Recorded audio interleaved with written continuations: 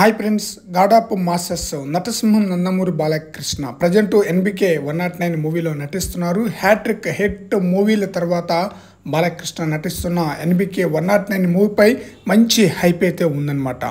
అఖండ, వీరసింహారెడ్డి, భగవంతు kesari 3 black buster hit అనమాట. ఇప్పుడు డబుల్ హ్యాట్రిక్కి తొలి అడుగు పడబోతుంది ఎన్బికే 109 మూవీతో. ఈ మూవీకి సంబంధించిన ఫస్ట్ గ్లిమ్స్ను శివరాత్రి పండగ సందర్భంగా రిలీజ్ చేయగా మంచి రెస్పాన్స్ అయితే వచ్చిందనమాట. ఈ చిత్రంలో మెయిన్ విలన్గా బాబీ డియోల్ నటిస్తున్నారు. ఈ చిత్రంలో 3 హీరోలు నటిస్తున్నారు అనమాట. చాందిని చౌదరి, ఊర్వశి రౌతెల్ల, అలాగే శ్రద్ధా శ్రీనాథ్. ఈ చిత్రంలో బాలకృష్ణ 2 పాత్రలో నటించబోతున్నారు. 2 కూడా అదిరిపోయే విధంగా ఉండబోతుందట. ఈ చిత్రం 1980 నాటి నేపథ్యంతో కూడుకున్న స్టోరీ అన్నట్లుగా వినిపిస్తుంది.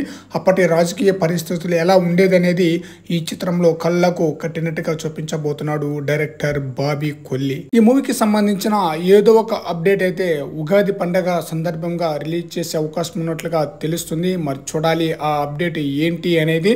అయితే బాలకృష్ణకు డబల్ హ్యాట్రిక్కి తొలి అడుగు పడబోతుందన్నమాట. బాబీ కొల్లి ఎంతో శ్రద్ధతో ఈ మూవీని తెరకెక్కిస్తున్నాడు.